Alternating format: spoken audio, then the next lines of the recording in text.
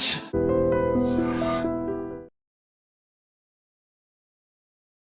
Bihar elections ఒక నెల రోజులు కూడా లేవు. ఒక బ్యాటిల్ ఆఫ్ బిగ్గెస్ట్ ఫైట్ అనేది కనిపించబోతోంది. బీహార్ లో పరిస్థితులు ఎలా ఉన్నాయి? Bihar is like Andhra.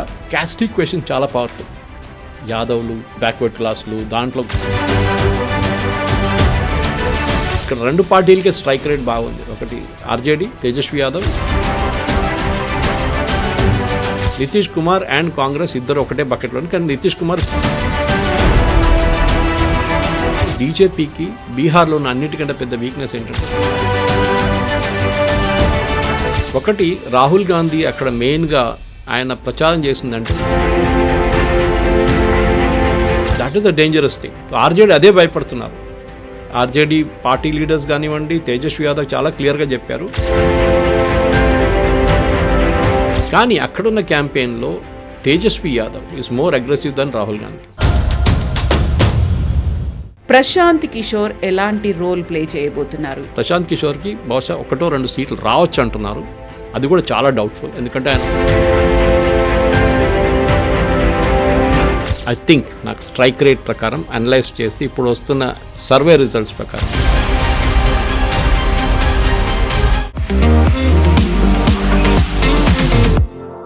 నమస్తే, నేను Kavitha. Welcome to iDream news and నిజాలు. బీహార్ ఎలక్షన్స్ ఒక నెల రోజులు కూడా లేవు. ఒక బ్యాటిల్ ఆఫ్ బిగ్గెస్ట్ ఫైట్ అనేది కనిపించబోతోంది. యాక్చువల్గా బీహార్లో పరిస్థితులు ఎలా ఉన్నాయి? ప్రశాంత్ కిషోర్ ఎలాంటి రోల్ ప్లే చేయబోతున్నారు? ఎన్డీఏ అయితే తమ సీఎం క్యాండిడేట్గా నితీష్ కుమార్ పేరునైతే అనౌన్స్ చేసింది. బట్ అక్కడ యూపీఏ ఎలాంటి రోల్ ప్లే చేయబోతోంది? ఇండియా కూటమి సీట్ షేరింగ్ ఎక్కడి దాకా వచ్చింది? మనతో పాటుగా ఉన్నారు సీనియర్ జర్నలిస్ట్ సురేష్ కొచ్చతిల్ గారు. సార్ నమస్తే. నమస్తే. సో బీహార్ అనగానే మనకు అక్కడ జరిగేటువంటి ఒక కలగాపులగం రాజకీయాలు అనేవి కనిపిస్తుంటాయి. అన్ని మిక్స్డ్గా ఉంటూ ఉంటాయి. యూజువల్గా అక్కడ కోయలేషన్ గవర్నమెంట్ వస్తుంది, ఆ తర్వాత పుల్లింగ్ అనేది కనిపిస్తూ ఉంటుంది. ఇవన్నిటి తర్వాత ఇప్పుడు రాబోతున్నటువంటి ఎలక్షన్ ఎలా ఉందనుకుంటున్నారు మీరు? మనం చూడాల్సిందంటే హిస్టారిక్లీ ఇక్కడ రెండు పార్టీలు స్ట్రాంగ్ ఉన్నారు. First JDU and RJD. ఒక టైంలో జేడీయూ ఆర్జేడీతో ఉన్నారు. మళ్ళీ జేడీయూ తిరిగి వచ్చి బీజేపీతోని కోయలేషన్ చేసుకున్నారు. దీంట్లో కామన్ ఫిగర్ నితీష్ కుమార్. ఆయనే ముఖ్యమంత్రిగా ఉన్నారు. మాజీరామ్ జామ్ ఆయన నడిమిట్లో అక్కడ వచ్చారు. హీ కేమ్ ఇన్ బిట్వీన్ అన్నమాట. Jatin Ram Manjhi he was there for long short time. కానీ ఈసారి బీజేపీ ఐ థింక్ నాకు స్ట్రైక్ రేట్ ప్రకారం అనలైజ్ చేస్తే ఇప్పుడు వస్తున్న సర్వే రిజల్ట్స్ ప్రకారం, నేను జేవిసి శ్రీరామ్ గారు చేసిన సర్వే రిజల్ట్ చూశాను, టైమ్స్ నౌ వచ్చింది. దాంట్లో చాలా క్లియర్గా 74,000 మందిని ఇంటర్వ్యూ చేశారు ఆయన.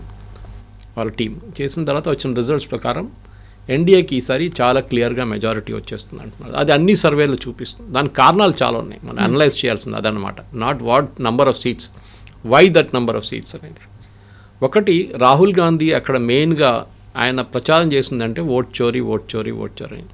ఓటర్ అధికార యాత్రతో క్యాంపెయినింగ్ చేశారు. పాపం ఇక్కడ తెలంగాణలో కాంగ్రెస్ వాళ్ళు టీషర్ట్ కూడా కొట్టేసుకొని తీసుకెళ్లారు బీహార్కి ఓట్ చోరీ. అక్కడ వెళ్ళగానే పేరు మారిపోయింది, ఓటు అధికార యాత్ర అయిపోయింది. ఇప్పుడు టీషర్ట్ కూడా యూజ్ చేయలేకపోయారు వాళ్ళు.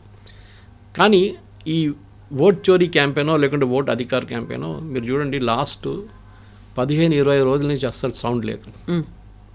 ఎలక్షన్ వచ్చింది కదా, ఇప్పుడే కదా పీక్ కావాల్సింది. మనం ఎప్పుడు ఫుట్బాల్ టర్మినాలజీలో ఒక టర్మినాలజీ యూజ్ చేస్తాం. వరల్డ్ కప్లో Brazil is the classic example of that. వాళ్ళు ఇనీషియల్ రౌండ్స్లో పీక్ అయిపోతారు, అందరిని ఓడిస్తారు. క్వార్టర్ ఫైనల్లో, సెమీఫైనల్ వచ్చి ఓడిపోతారు. అక్కడ నాకౌట్ స్టేజ్ ఉంటుంది. Peaking at the right time అంటారు. అంటే మీరు మీ క్యాంపెయిన్ నడిపించినప్పుడు you should peak at the right time. మీరు ఆ హైట్కి రావాల్సిన టైం కన్నా ముందు 2 నెలల ముందు పీక్ అయితే ఎలక్షన్ వచ్చేదాకా మీకు ఏం రాదు. కాంగ్రెస్ కూడా అదే జరిగింది ఈసారి. ఓట్ చోరీ యాత్ర ఇప్పుడు జరిగితే ఉంటే, కానీ సుప్రీంకోర్టులో నడుస్తున్న కేసుతోనే వాళ్ళ మొత్తం గ్యాస్ అంతా పోయింది వాళ్ళది. ఎందుకంటే ఇప్పుడు కూడా నిన్న కూడా జరిగిన హియరింగ్లో చాలా క్లియర్గా సుప్రీంకోర్టు ఏం చెప్పారంటే, మీరు కొంతమంది పేర్లు డిలీట్ చేశారు కదా, చనిపోయిన వాళ్ళు కాదు, డూప్లికేట్ కాదు, మిస్సింగ్ పీపుల్ అన్నారు, కొంతమంది మైగ్రేట్ అయిపోయినారు, వాళ్ళ పేర్లు చెప్పండి, మిగతా everything seems to be okay అన్నారు. సో 64 లక్షల మంది ఇప్పుడు లేరు లిస్ట్లో. 7,40,00,000 మంది ఓట్ చేస్తారు. అది చాలా క్లియర్ అయిపోయింది. ఇప్పుడు 60 లక్షల మంది ఎక్కడికి వెళ్ళారంటే మన దగ్గర కూడా అంతే ఉంటుంది. తెలంగాణ రేపు ఎస్ఐఆర్ చేస్తే మీకు ఇక్కడ కూడా ఒక 70 లేకుంటే 1,20,00,000 మంది దొరుకుతారు మీకు, duplicate, dead and permanently migrated.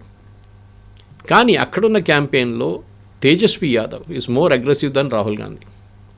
ఇప్పుడు చర్చలు నడుస్తున్నాయి వీళ్ళిద్దరు నడిమిట్లో. బీహార్లో బీజేపీ జేడీయూ ఫైనలైజ్ చేసుకున్నారా 100 సీట్లు ఇక్కడ 200 102 105 మీరు 105 106 అని చెప్పి వాళ్ళిద్దరు నడుస్తుంది. చిరాగ్ పాస్వాన్ వాళ్ళ పార్టీకి ఒక 10-15 సీట్లు ఇచ్చేస్తారు. మిగతా చిన్న చిన్న పార్టీలు వాళ్ళు కూడా ఏదో ఇచ్చేస్తారు. కానీ లాస్ట్ టైం వీళ్ళకి క్లియర్ మెజారిటీ వచ్చింది 130+. ఈసారి కూడా అదే రాబోతుంది అంటున్నారు. ఎందుకు అని అడిగి మళ్ళీ ఆ ప్రశ్నకు అదే వస్తుంది అనమాట. ఎందుకంటే కాంగ్రెస్ స్ట్రైక్ రేట్ బీహార్లో చాలా తక్కువ ఉంది. లాస్ట్ టైం వాళ్ళు పోటీ చేసిన ఆల్మోస్ట్ 70 సీట్ల నుంచి చూస్తే వాళ్ళకి వచ్చింది 11 ఇనిషియల్, ఇప్పుడు వాళ్ళకి 17 సీట్లు ఉన్నాయి వాళ్ళకి. కానీ అదే టైంలో ఆర్జేడీ స్ట్రైక్ రేట్ చాలా మంచిగా ఉంటుంది. వాళ్ళు పోటీ చేసిందికి ఆల్మోస్ట్ 80% సీట్లు వాళ్ళు గెలిచారు. అంటే వాళ్ళు పోటీ చేసింది అంటే వాళ్ళు ఎక్కువ సీట్లు తీసుకుంటే లాస్ట్ టైం బహుశా ఆర్జేడీ కూడా కమెంట్ పవర్ అది కూడా జరిగింది కూడా వాళ్ళు నితీష్ కుమార్తోనే ఉన్నారనమాట. కానీ కాంగ్రెస్కి ఎక్కువ సీట్లు ఇస్తే ఛాన్సెస్ ఇప్పుడు కూడా అది చాలా క్లియర్గా తెలిసిపోతుంది. కాంగ్రెస్కి ఈసారి 11 నుంచి 14 సీట్లు వస్తుందని అన్ని సర్వేలు చెప్తున్నారు అనమాట. అట్లా కాంగ్రెస్కి అన్ని సీట్లు ఎందుకు ఇవ్వాలని చెప్పి ఆర్జేడీ ఆర్గ్యూ చేస్తున్నారు. ఇవాళ వచ్చిన న్యూస్ రిపోర్ట్ ప్రకారం 54 సీట్లు ఇస్తారని చెప్పారంట. కాంగ్రెస్ అంగీకరించరు. ఒక ఇంటర్నల్ ఫైట్ ఉంటుంది డెఫినెట్గా. So they will again have to go back.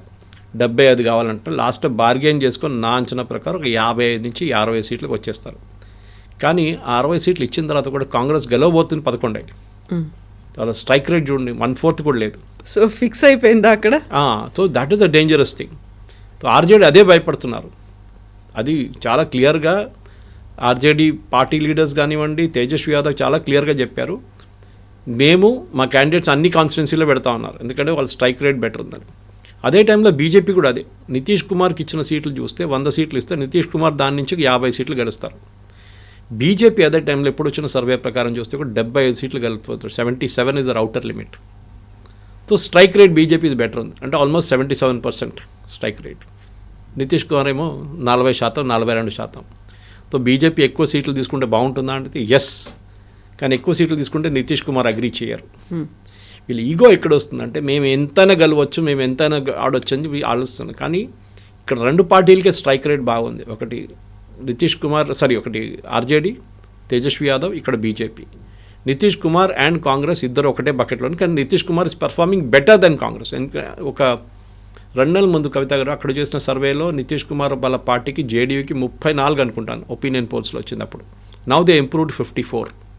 2 నెలల్లో 20 సీట్లు ఎక్కువ వచ్చింది. అంటే ఇంటర్మీడియట్లో ఇంకో సర్వే కూడా ఉండే, దాంట్లో కూడా 10 సీట్లు ఎక్కువ వచ్చింది. సో బేసిక్లీ వాళ్ళు 20 సీట్లు ఇంప్రూవ్ చేసుకున్నారు. దానికి చాలా కారణాలు ఉండొచ్చు. నితీష్ కుమార్ ఫస్ట్ ఇంట్రెస్ట్ లేదన్నారు, నేను పోటీ చేయనన్నారు, దీనికన్నా ముందు కూడా అన్నారు ఇది నా లాస్ట్ ఎలక్షన్ అని చెప్పి 15 సంవత్సరాల ముందు చెప్పారు. కానీ ఇప్పుడు కూడా ఆయన ఉన్నారన్నమాట. ఇంగ్లీష్లో అంటారు when are you going to retire అని చెప్పి క్రికెటర్స్ని అడుగుతారంట. You should retire when people ask why. అడగాలి మీరు ఎందుకు రిటైర్ అయ్యారని, హౌ అని కాదు, ఎప్పుడు రిటైర్ అవుతున్నారని కాదు అని. సో నితీష్ కుమార్ ఇంకా ఉన్నారు. ఎందుకంటే బీజేపీకి బీహార్లో ఉన్న అన్నిటికంటే పెద్ద వీక్నెస్ ఏంటంటే వాళ్ళకి ఒక లోకల్ క్యాండిడేట్ లేరు అక్కడ ముఖ్యమంత్రి ఫేస్ అని చూపించడానికి. మన శివరాజ్ సింగ్ చౌహాన్ కానివ్వండి, విజయరాజ సింధియా కానీ, దేవేందర్ ఫడ్నవీస్ కానీ, ఇట్లాంటి లీడర్స్ ఉన్నప్పుడు ఆ స్టేట్స్లో రమణ్ సింగ్ అని ముందు ఛత్తీస్గఢ్లో ఉన్నారు, ఇక్కడ త్రిపురలో ఉన్నారు, దేవ్ ఉన్నారు.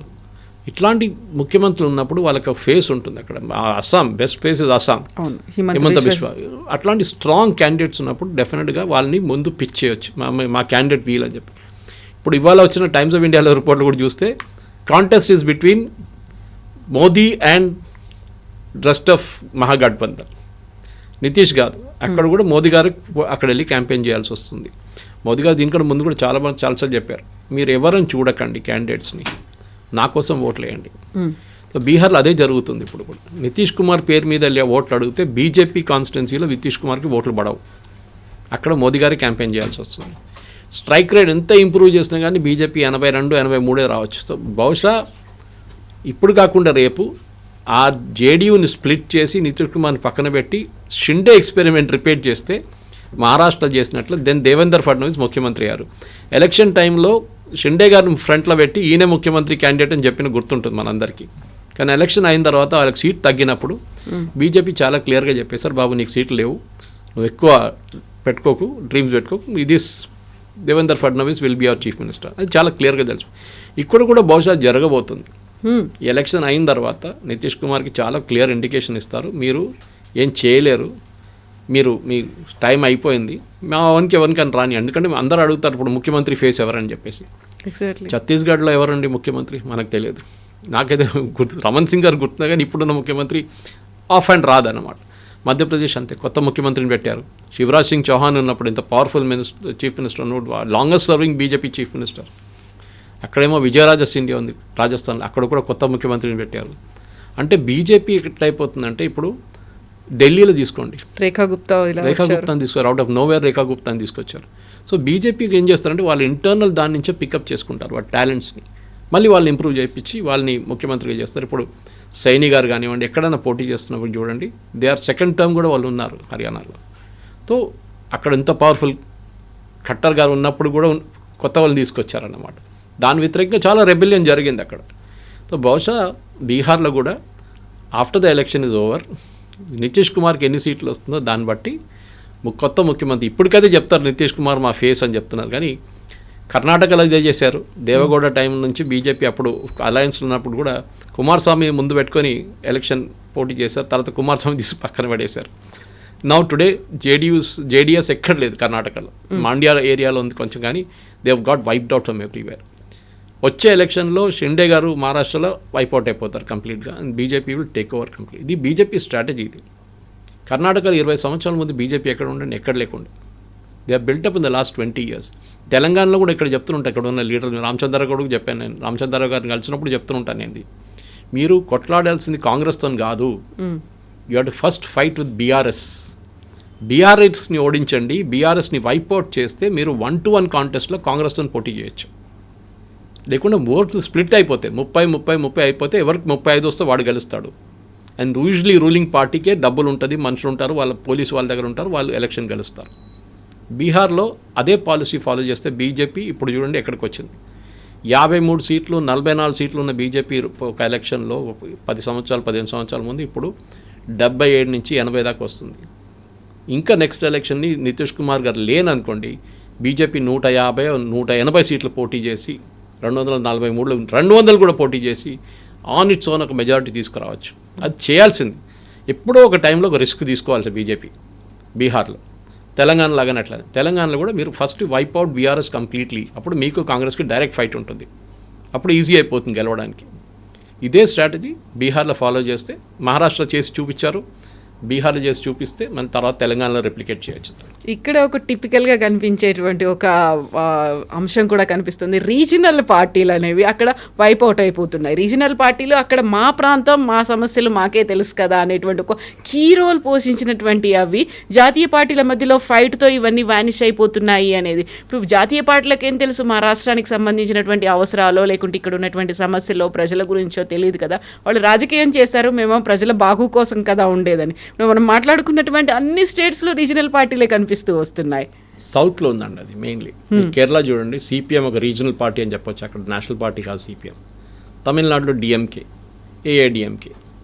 కర్ణాటక వచ్చినప్పుడు జేడీఎస్ ఉండే ముందు, ఇప్పుడు కాంగ్రెస్ ఉన్నారు అక్కడ. ఎప్పుడైనా తమిళనాడులో కాంగ్రెస్ కానీ బీజేపీ కానీ ఒక మెయిన్ పార్టీగా ఎప్పుడు పైకి రాలేదు.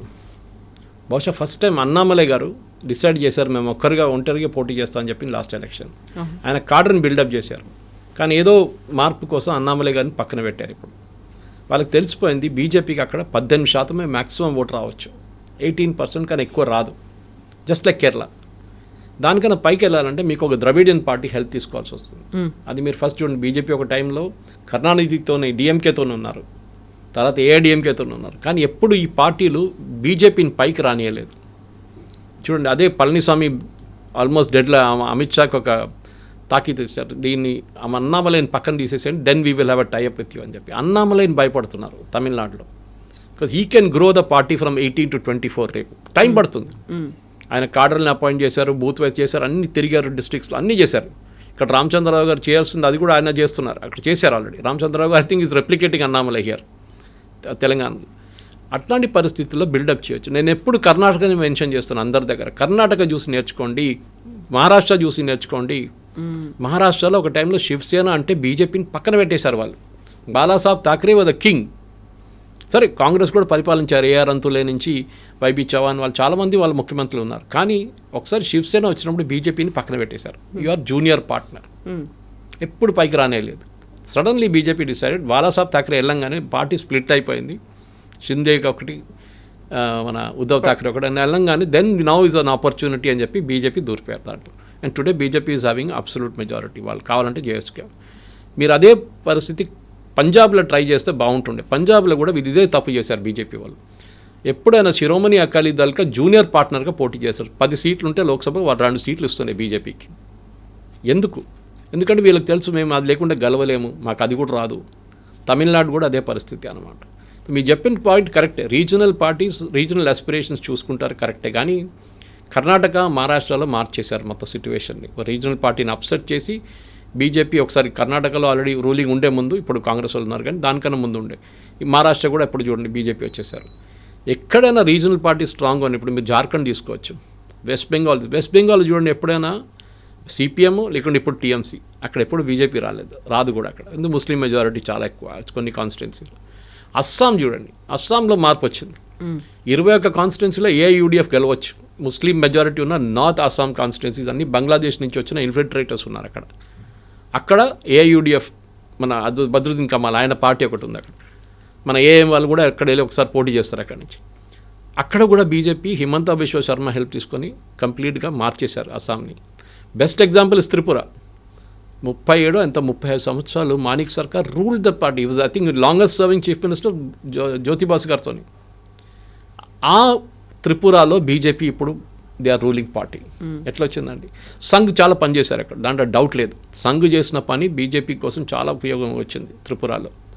ఏకల్ విద్యాలయ కానీ, సరస్వతి శిశు మందిర్ కానీ, హాస్పిటల్స్ కానీ, క్లినిక్స్ కానీ అన్నీ స్టార్ట్ చేశారు ఆర్ఎస్ఎస్ వాళ్ళు. అది ఎప్పుడో చేసిన దానికి ఇప్పుడు రాకా సుధాకర్ లాంటి వాళ్ళు అక్కడ వెళ్ళి ఉండి పనిచేసి వచ్చిన వాళ్ళకి దానికి బీజేపీకి పవర్ వచ్చింది, ఫ్రూట్ఫుల్ అయింది. సో ఓవరాల్ ఎక్సర్సైజ్ చూస్తే బీహార్ ఇప్పుడు ఎవరో నిన్న అన్నారు మదర్ ఆఫ్ ఆల్ బ్యాటిల్స్ అని. I think mother of all battles over stress చేస్తున్నాయి. ఎందుకంటే ఎస్ఐఆర్ గురించే మొత్తం డిస్ప్యూట్ మొదలైంది. కానీ SIR has proved itself. At least 90% court is satisfied, Supreme Court. 10% next ఇయరింగ్లో క్లియర్ అయిపోతుంది. దాంతో it will be declared very clearly that SIR has been across the country. ఎస్ఐఆర్తోనే ఒక క్రెడిబిలిటీ వచ్చేస్తుంది. నిన్న కూడా సుప్రీంకోర్టు హియరింగ్లో ఏదో ఒక అడ్వకేట్ చెప్పారు, మమ్మల్ని తిడుతున్నారు ఎలక్షన్ కమిషన్ని రాహుల్ గాంధీ అని చెప్తే కోర్టు అది సీరియస్గా తీసుకోలేదు. నెక్స్ట్ ఇయరింగ్లో బహుశా తీసుకుంటారు. కాన్స్టిట్యూషనల్ అథారిటీ వాళ్ళు సిఐజీ లాగా they are constitutional authority, judiciary లాగా కాన్స్టిట్యూషనల్ అథారిటీ. మీరు వాళ్ళని తిట్టకూడదు. You may have a difference opinion with them, criticise చేయొచ్చు, కానీ వాళ్ళు పర్సనల్గా తిట్టడం, వాళ్ళ ఫ్యామిలీని తిట్టడం ఇస్ అబ్సల్యూట్లీ నో. బీహార్ ఎలక్షన్లో బహుశా ఇంకొక, ఎందుకంటే ఒక నెల ఉంది అనౌన్స్ చేసిన 6వ తారీఖు first phase is on 6th, second phase on 11th and 14th children's day counting. So already ఎక్స్క్యూజ్లు స్టార్ట్ అయిపోయినాయి. ఓట్ చోరీ, ఎలక్షన్ రిజల్ట్ మొత్తం మ్యానిపులేట్ చేస్తున్నారు, వీళ్ళు అది చేస్తున్నారు ఇది చేస్తున్నారు అని చెప్పి. ఈవీఎం కూడా ఉంది, ఈవీఎం వస్తుంది, అది తర్వాత వస్తుంది. ఈవీఎం ఓడిపోగానే అది ఒక ప్రెస్ రిలీజ్ రెడీగా ఉంటుంది కాంగ్రెస్ వాళ్ళ దగ్గర. మేము దీనికోసం అంతా ఓడిపోయాం, ఇన్ని కాన్స్టిట్యున్సీలో ముస్లిం ఓటర్లను తీసేశారు, ఇన్ని కాన్స్టిట్యున్సీలో దళిత్ ఓటర్లను తీసేశారని చెప్పి పెద్ద ఆల్రెడీ మొదలైంది. కానీ సుప్రీంకోర్టు అదే అడిగారు, మీరు అబ్జెక్షన్ అంటున్నారు, తీసేసింది అబ్జెక్షన్ అంటారు, పేర్లు చెప్పండి అయ్యా, మీరు అఫిడవిట్ ఫైల్ చేయండి, చేయట్లేదు. ఈవెన్ అ సింగిల్ నేమ్ 64 లక్షల మందిలో 1000 మందే అబ్జెక్ట్ చేశారు, వాళ్ళ పేర్లు తీసేశారని చెప్పి. 63,900 something will be there only. ఎక్కడికి వెళ్ళలేదు, వాళ్ళు లేరు. చనిపోయిన వాళ్ళు లేసి వచ్చి మా ఓటు కావాలని అడిగారు కదా, వాళ్ళు బర్త్ అండ్ డెత్ సర్టిఫికేట్లో ఉంది, వాళ్ళ పేరు ఉంది. So they are out of the list. Duplicate voters చాలా క్లియర్గా తెలిసిపోతుంది. తెలంగాణలో తీయండి, మీరు ఓల్డ్ సిటీలో తీయండి, మీరు ఇక్కడ తీయండి, మీకు మినిమం మీకు ఇక్కడ 10% డూప్లికేట్ ఓటర్లు దొరుకుతారు. మీకు ఆధార్తో మ్యాచ్ చేయండి, ఒకసారి ఎపిక్తో మ్యాచ్ చేయండి, అప్పుడు వచ్చేస్తుంది మీకు. So Bihar election the result is very clear. అక్కడ మార్పు ఉండదు, ఉన్న గవర్నమెంటే కంటిన్యూ అవుతారు. కానీ నేను చెప్పిన స్ట్రాటజీ ఒకటి బీజేపీకి ఫాలో చేస్తే బహుశా 10 సంవత్సరాల తర్వాత నితీష్ కుమార్ గారు ఉండరు. BJP on its own we can form the government. వాళ్ళ ప్రిన్సిపల్ ఆపోజిషన్ పార్టీ ఆర్జేడీగా ఉండిపోతుంది. కాంగ్రెస్కి ఏ పరిస్థితుల్లో ఇప్పుడు మహారాష్ట్రలో ఎట్లా జరిగింది, మిగతా హర్యానాలో ఎట్లా అయిపోయింది, కాంగ్రెస్ అట్లనే సైడ్ లైన్లో కూర్చుంటారు, పక్కన బెంచ్లో కూర్చొని వాళ్ళు ఎంజాయ్ చేస్తూ ఉండాలి. బీజేపీ విల్ రూల్ డెఫినెట్గా, నా అంచనా ప్రకారం. Which see all the polls, opinion poll, నేను నా ఒపీనియన్ చెప్పట్లేదు, మిగతా ఇప్పుడు దాకా వచ్చిన అన్ని opinion polls, India Today survey కానివ్వండి, జేపీ శ్రీరామ్ గారిది టైమ్స్ నౌ సర్వే కానీ, అన్నీ ఇండికేట్ వన్ కామన్ ప్యాటర్న్. అది ఆ ప్యాటర్న్ మనం చూసుకొని బహుశా ఇంకొక 15-20 రోజుల మేజర్ చేంజెస్ ఏం రావు. ఎందుకంటే ఆల్రెడీ క్యాండిడేట్ ఫైనలైజేషన్ అయిపోయిన తర్వాత Bihar is like Andhra. Caste equation చాలా పవర్ఫుల్ అక్కడ. యాదవ్లు, బ్యాక్వర్డ్ క్లాస్లు, దాంట్లో చాలా మటుకు మార్పులు వచ్చాయి. చిన్న చిన్న క్యాండిడేట్ సెలక్షన్లోనే మేజర్ బ్లండర్స్ జరుగుతుంది. సో దాంట్లో బీజేపీ జేడీ ఆల్రెడీ ఫైనలైజ్ చేసుకున్నారు వాళ్ళ క్యాండిడేట్స్. ఎందుకంటే చాలామంది రాజీనామా చేసి వెళ్ళిపోయారు, 10 మంది ఎమ్మెల్యేలు వెళ్ళిపోయారు. అంటే సీట్లు ఆల్రెడీ చెప్పేశారు మీకు సీట్లు రావు అని చెప్పేసి. అదే టైంలో కాంగ్రెస్ వాళ్ళకి ఇప్పుడు ప్రాబ్లం ఎక్కడ వస్తుందంటే వాళ్ళ దాంట్లో అందరూ 243 సీట్లు మేము పోటీ చేయాలంటున్నారు. రెబెల్ క్యాండిడేట్స్ రావచ్చు కాంగ్రెస్ వైపు నుంచి. That be a big problem. ఆర్జేడీకి రెబెల్ ప్రాబ్లం ఉండదు, వీళ్ళకు ఉంటుంది కాంగ్రెస్ వాళ్ళకి. సో ఇప్పుడు ఇన్ని పార్టీల గురించి మాట్లాడుకున్న తర్వాత ఈసారి రంగప్రవేశం చేస్తున్నటువంటి ప్రశాంత్ కిషోర్ ఒక స్ట్రాటజిస్ట్గా ప్రతి స్టేట్లో ఎలక్షన్స్ని ఆయన చూశాడు, వెనకాల నుంచి అవన్నీ స్ట్రాటజీస్ చేశారు. ఫర్ ద ఫస్ట్ టైం ఇక్కడ కంటెస్ట్ చేస్తున్నారు. ఆ రోల్ అనేది ఎలా ఉండబోతుంది? ప్రశాంత్ కిషోర్తో నేను కూడా పనిచేశాను 2014లో ఇండైరెక్ట్లీ. వారణాసిలో నన్ను ఇక్కడి నుంచి డెప్యూట్ చేసినప్పుడు ఒక 16 రోజులు నేను వారణాసిలో ఉన్నాను మోదీ గారి క్యాంపెయిన్ కోసం. నాకు 2 బూత్లు అటాచ్ చేశారు నన్ను, సోషల్ మీడియా చూసుకోమని చెప్పేసి. పొద్దున్న సాయంత్రం దాకా తిరుగుతుండే, ఫోటోలు తీస్తుండే, పోస్ట్ చేస్తుండే అన్నీ చేశాను. సో వాళ్ళ ఆఫీస్ అదే బిల్డింగ్లో ఉండే, ఒక క్యాంపెయిన్ హెడ్ క్వార్టర్స్ బీజేపీతో కొత్త అపార్ట్మెంట్ కాంప్లెక్స్లో, ఇంకా ఆక్యుపై చేయలేదు ఎవరు, సాధు బీజేపీ తీసుకున్నారన్నమాట వారణాసిలో. అక్కడే నేను కూడా కూర్చుంటుండే పొద్దున వెళ్ళి. మళ్ళీ ఎనీవే ఆఫ్టర్ 10 o'clock అందరు ఫీల్డ్కి వెళ్ళిపోతారు. వాళ్ళు చాలా మెథాడికల్గా పనిచేశారు, దాంట్లో డౌటే లేదు. అప్పుడు ఆ పేరు ఐపాక్ కాదు, their name was citizens for accountable governance. చాలామంది యూఎస్ నుంచి తీసుకొచ్చారు ప్రశాంత్ కిషోర్ ఆ టైంలో. And he work for Modi before that. ఆయన 2014 నుంచి ముందు కూడా, నేను ఒకసారి అహ్మదాబాద్కి వెళ్ళినప్పుడు ఆయన మోదీ గారు ఆఫీస్లో ఉన్నారు. 2012 or 13 అనుకుంటాను. ఆయన అక్కడ ఉన్నారు, అహ్మదాబాద్ గాంధీనగర్లో ఉన్నారనమాట. సో ప్రశాంత్ కిషోర్కి మోదీ గారికి రిలేషన్షిప్ చాలా క్లోజ్, అది అప్పటి నుంచి ఉంది. కానీ దాని తర్వాత ఆయన కొంచెం అంబిషియస్ అయిపోయారు. నాకు క్యాబినెట్ పోస్ట్ కావాలి, నాకు అది కావాలి, అది కావాలంటే అమిత్ షా చెప్పేశారు నో సారీ. దాని తర్వాత ఆయన స్ప్లిట్ అయి వెళ్ళిపోయారు. ఆయన జగన్ కోసం పనిచేశారు, డిఎంకే కోసం పనిచేశారు, మమతా బెనర్జీ కోసం పనిచేశారు, అని చేశారు. కొన్ని ప్లేస్లో గెలిచారు, కొన్ని ప్లేస్లో ఓడిపోయారు. కాంగ్రెస్ ఫర్ ఎగ్జాంపుల్ పంజాబ్లో ఓడిపోయారు. అక్కడ అమరీందర్ సింగ్కి ఆయనకి పడలేదు అస్సలు. సో అమరీందర్ సింగ్ ఆయన చాలా హైప్ ఎక్కువ క్రియేట్ చేస్తాడు, ఈయన పని తక్కువ చేస్తాడని చెప్పి అదొక ప్రాబ్లం ఉంది. ఈసారి ఫస్ట్ టైం ఆయన ఓన్ స్టేట్లో పోటీ చేయబోతున్నారు ప్రశాంత్ కిషోర్. కానీ ఆయనకి ఇప్పుడు కూడా వస్తున్న దాని ప్రకారం ఆయనకు 6 నుంచి 7% ఓట్లు రావచ్చు. 6 to 7% అనేది మీకు విన్నింగ్ మార్జిన్ కాదు, స్ప్లిట్ చేయగలుగుతుంది. అది ఇక్కడి నుంచి వస్తుంది. ఆస్పిరేషనల్ ఓటర్ అంటారు బీహార్లో. అంటే నేను కూడా ఒక బెంగళూరు లాగానో, ఒక హైదరాబాద్ లాగానో, ఒక ముంబై లాగానో, ఒక ఢిల్లీ లాగా డెవలప్ కావాలని చెప్పి బీహార్ని చూస్తున్నారు ఆస్పిరేషనల్ ఓటర్స్. వీళ్ళు చాలామంది బీహార్ని బయట వెళ్ళి పనిచేస్తారు. వాళ్ళకేంటే మా దగ్గర డెవలప్మెంట్ ఎందుకు రావట్లేదని చెప్పి ఆస్పిరేషనల్ ఓటర్స్. అదే ప్రశాంత్ కిషోర్ చూపిస్తాను అనమాట. మీరు కూడా చేయొచ్చు, నన్ను చూడండి, మీరు కూడా నా కోసం ఓటేస్తే నేను గవర్నమెంట్. ఆయనకు తెలుసు ఆయన గవర్నమెంట్ ఫామ్ చేయలేడు, ఆయన 1-man ఆర్మీ. ఆయన ఎక్కువ కాడర్ బేస్ సపోర్ట్ ఆయనకు లేదు, కానీ బిల్డప్ చేయొచ్చు. కానీ ఈ 6% ఆయన కొత్త ఓటర్లు వచ్చారు ఇప్పుడు, ఆల్మోస్ట్ 32 lakhs వచ్చారు. 32 లక్షల్లో ఆయన కొన్ని ఓట్లు తీసుకెళ్ళిపోవచ్చు. అది ఎవరు ఓట్లు ఉంటుందో అది చూడాల్సింది. అది మోదీ గారు ఓట్ల, లేకుంటే తేజస్వి యాదవ్ ఓట్ల. ఇద్దరికి యంగ్ ఆడియన్స్ ఉన్నారు. అది ఎక్కడి నుంచి వెళ్తుంది, ఆ క్యాస్ట్ ఈక్వేషన్ మీద ఉంటుంది. బహుశా ఈయనేమంటున్నాడు, క్యాస్ట్ ఈక్వేషన్ లేదు, ఈసారి వితౌట్ క్యాస్ట్ బీహార్ వాళ్ళు ఓట్ చేస్తారు, అది చేయరు. ఆంధ్రాలో వెళ్ళి మీరు చంద్రబాబు నాయుడు గారు జగన్ పోటీ చేసినప్పుడు, లేకుంటే ఇంకెవరైనా పోటీ చేసినప్పుడు అక్కడ క్యాస్ట్ ఈక్వేషన్ పనికిరాదంటే కాదు, దేర్ ఈస్ క్యాస్ట్ ఈక్వేషన్. ఎంత చదువుకున్నాను కానీ మా ఓడి మీ ఓడి అని మాట్లాడతారు. అది constant. That is the constant things we see in Bihar, UP, Andhra. తెలంగాణలో అంత క్యాస్ట్ లేదు, కొంచెం ఉంది కానీ అంత లేదు. దట్స్ నాట్ దాట్ హై అన్నమాట. కానీ అగైన్ తమిళనాడు, తెలంగాణ 1 year వాళ్ళు వీళ్ళు గౌండర్లు వీళ్ళు స్ప్లిట్ అయిపోతారు అగైన్. ఇట్లాంటి పరిస్థితుల్లో బీహార్లో ప్రశాంత్ కిషోర్కి బహుశా 1-2 సీట్లు రావచ్చు అంటున్నారు. అది కూడా చాలా డౌట్ఫుల్, ఎందుకంటే ఆయన 36% ఓట్లు వచ్చానే ఆయన గెలుస్తాడు. అట్లాంటి కాన్స్టిట్యున్సీలు ఆయన దగ్గర లేవు, ఆయన దగ్గర డబ్బులు అంత లేవు. కానీ ఆయన ఎవరైనా బ్యాక్ చేసి టైఅప్ చేస్తారా అది చూడాల్సింది. వీళ్ళెవరైనా, కానీ ఆయన వెళ్ళాడు అంటున్నారు, రాహుల్ గాంధీతో వెళ్ళను, మోదీ గారితో వెళ్ళను, నేను ఒంటరిగానే పోటీ చేస్తా అంటున్నాను. Good luck for him. ఎందుకంటే ఇప్పుడు కాకుండా అట్లీస్ట్ ఒక 15 సంవత్సరాల తర్వాత ఒక 5-6 సీట్లు ఆయనకి వస్తే బాగుంటుంది. ఎడ్యుకేటెడ్ పీపుల్ రావాల్సింది, నేను కూడా అది ఎప్పుడు అంగీకరిస్తున్నాను. ఫర్ హిమ్ చాలా మెథాడికల్ కానీ చాలా ఓవర్ అంబిషియస్ పర్సన్. కొంచెం లెవెల్ కొంచెం ఎక్కువ మాట్లాడతారు, ఒక 20% ఎక్కువ చేసి ఎప్పుడు మాట్లాడతారు అన్నమాట. That is something that he should control. So మీరు చెప్పినట్టుగా మదర్ ఆఫ్ ఆల్ బ్యాటిల్స్ కాకపోయినప్పటికీ కూడా ఒక ఇంట్రెస్టింగ్గా అయితే కనిపించబోతుంది. Definite Bihar election will be interesting, కానీ టైం చాలా తక్కువ. దీనికన్నా ముందు 5 సంవత్సరాలు కానీ 15 సంవత్సరాల ముందు 6 రౌండ్లు జరిగాయి. దాంతో 4 రౌండ్కి వచ్చింది, మళ్ళీ 3 రౌండ్లు అయింది, ఈసారి 2 రౌండ్లు అయితే లా అండ్ ఆర్డర్ సిచ్యువేషన్ చాలా మటుకు ఇంప్రూవ్ అయింది ఎగ్జాక్ట్లీ. బీహార్లో. ముందు నెక్సలైట్ ప్రాబ్లం ఉండే, హెవీ నెక్సలైట్ ప్రాబ్లం ఉండే, దానికోసం 6 రౌండ్లు పెడుతుండే. బూత్ క్యాప్చరింగ్ ఉండే, అప్పుడు ఓటింగ్ ఈవీఎం కొత్త వచ్చింది, అది కూడా ఎత్తుకెళ్ళిపోతుండే వీళ్ళు. సో అట్లాంటి లా అండ్ ఆర్డర్ ఇష్యూ ఉన్నప్పుడే వీళ్ళు ఏం చేస్తారంటే ఈ సెక్యూరిటీని మూవ్ చేయాల్సి వస్తుంది. ఫస్ట్ 35 కాన్స్టిట్యున్సీ, దాని తర్వాత దాన్ని మూవ్ చేస్తారు నెక్స్ట్ ప్లేస్కి. ఈసారి అది లేదు, ఈసారి 2 ఫేజెస్లోనే అయిపోతుంది ఎలక్షన్. అది it's a good bold attempt అన్నమాట. కానీ వాళ్ళు ప్లాన్ చేసుకొని ఉంటారు ముందే, సెంట్రల్ ఫోర్సెస్ని ఆల్రెడీ డిప్లాయ్ చేసేసారు. ఇప్పుడు model code of conduct is already kicked in. దాని తర్వాత డెఫినెట్గా ఈ 2 ఫేజ్లోనే ఫస్ట్ ఫేజ్లో చాలా క్రూషియల్ ఉంటుంది, ఎందుకంటే ఫస్ట్ ఫేజ్ డిటర్మైన్ చేస్తుంది సెకండ్ ఫేజ్ ఓటర్ ఏం జరగబోతుంది అనేది. చూద్దాం మనం, ఇట్ విల్ బి ఇంట్రెస్టింగ్ డెఫినెట్గా. Yes sir, thank you so much sir. Thank you. Thank you. And for more videos, Please subscribe to iDream. Please subscribe to iDream. Please subscribe iDream. And please subscribe to iDream. For more videos, subscribe to iDream. please like, share, and subscribe to the channel. Congratulations, iDream. Subscribe to iDream. Subscribe to iDream. So subscribe to iDream Media. iDream की iDream team अंदर की huge congratulations. Please subscribe iDream Media. Please subscribe to iDream. Subscribe iDream. Please subscribe to iDream. iDream అంటే నా కళల channel subscribe చేసుకున్న నోరు తిరుగుతలేదు, మీరైతే గంట గుర్తు కొట్టండి. For more such videos, please subscribe to iDream. Subscribe to iDream. Please subscribe to iDream. Please subscribe iDream Media. Please do subscribe to iDream. Please subscribe to iDream Media. For best entertainment and information, please subscribe iDream. And don't forget to subscribe to iDream.